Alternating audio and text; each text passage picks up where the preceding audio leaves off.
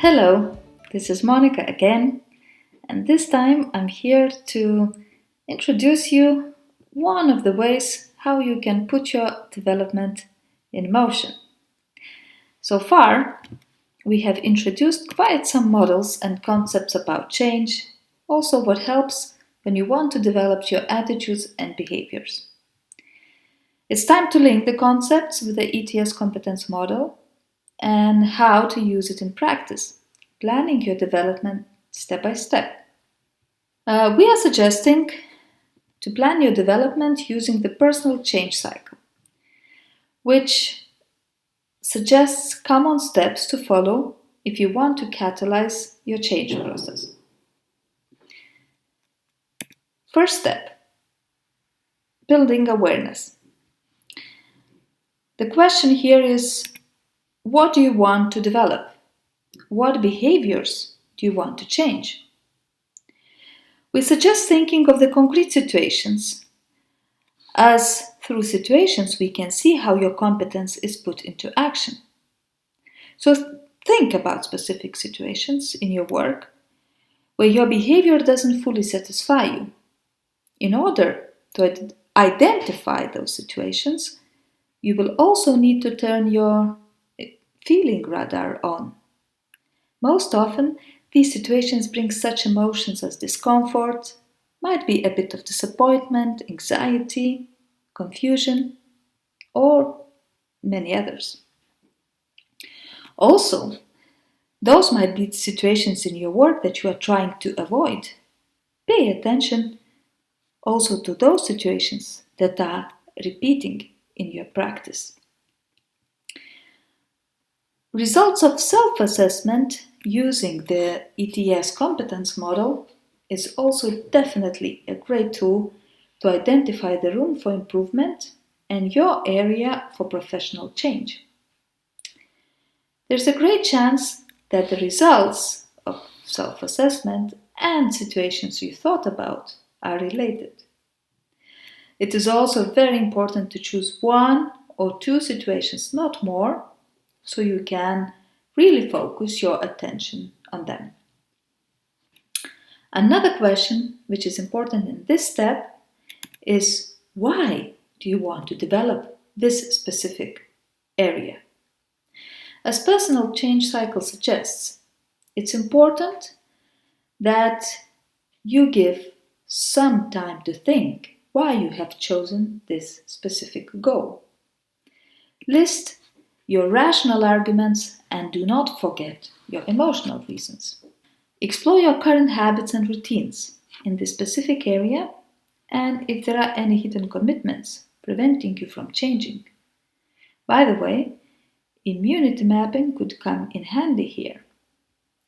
Be curious and ask for feedback from your peers or others to understand better these situations and what impact your behavior makes to other people and how it affects your target group.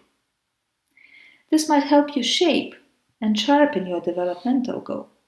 And again, check with the ETS competence model when you formulate your goal. Words matter after all. While having a look at competence model, examine to what competence areas your developmental goal could be attributed.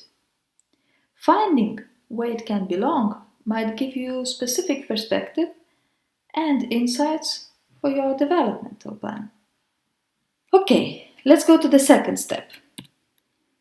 And the second step is conscious choice step.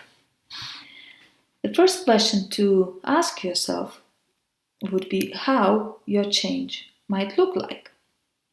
So once you have set the foundation for your developmental plan, investigate what choices do you have and what options do you have. What is in your repertoire? Choosing one option is always about saying no to others, and that might not be an easy experience. What would you need to say no to?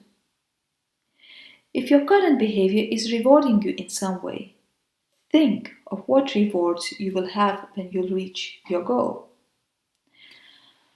And what would your vision of the change be? Also, what is your emotional vision of this change be? Picture yourself acting in those situations as you would wish to act and reflect on it. We also advise you to choose specific situations where you want to try to act differently and name specific actions or behaviors you'd like to try. Have a look at the ETS competence model. Specific actions are not written there, but might give you a hint. And of course, as we have learned until now, behind every behavior lies the attitude. Try to identify the attitudes behind your current behavior and think of who can inspire you with different insights. Maybe there's a person who demonstrates an attitude you would like to develop yourself. For example, if you want to be able to improvise more, can you think of a person who is the best improviser you have ever met? How about you talk to them and be curious about their attitude to how they do things? Another question to consider in this step is that what might get you in your way? And it's a question that invites you to reflect on your resistant Spartans. What do you know about them? How do you usually divert yourself from your goals? What might get in your way this time and how can you prevent it? What conditions, people, or your own emotional state might trigger your resistance? And the last step is a third step of conscious change. The previous steps were mainly reflective ones, inviting you to think about your desired change.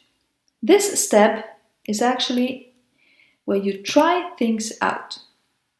Action is very important, as through action you can test your thinking and how you can put it into practice.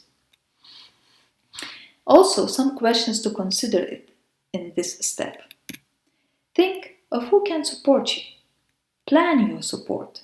Identify people who could support you in your change process and communicate to them how you would like to be supported. Maybe they can observe your specific situations and give you feedback. Maybe they can help you notice your resistance patterns. And certainly, it's crucial that this person you choose should be benevolent to you, so you can trust their insights. Another question to consider is how will you know? How will you know that you have progressed? The change is so subtle. You might think that whatever you feel like right now is how you always felt. Therefore, it is important that you find your way to record your progress. There are many ways to do it. Your diary, a file on your computer, record it on your phone, open a channel for messages on your favorite chat, or maybe you are a visual person doodling your ideas. There's no difference how, but it's important that you have a way to track how you are doing on your developmental path. And last but not least, it's important to do a reality check. It's crucial to remember that this personal change cycle is actually drawn as a circle. So if you feel that you're not progressing with your goal, you can revisit your foundations for this change. First and second step, it means your awareness and choices you have. Maybe something was not done thorough there. Well, that's the process we suggest to follow if you want to put your development in motion. Of course, it's not the only process, but only our guidance. And we hope that this guidance will help you plan your professional growth and put your development plans into action. Usually, we would wish you good luck. But this time, we want to wish you patience and persistence on your way. At the end of the day, Change is a marathon, not a sprint.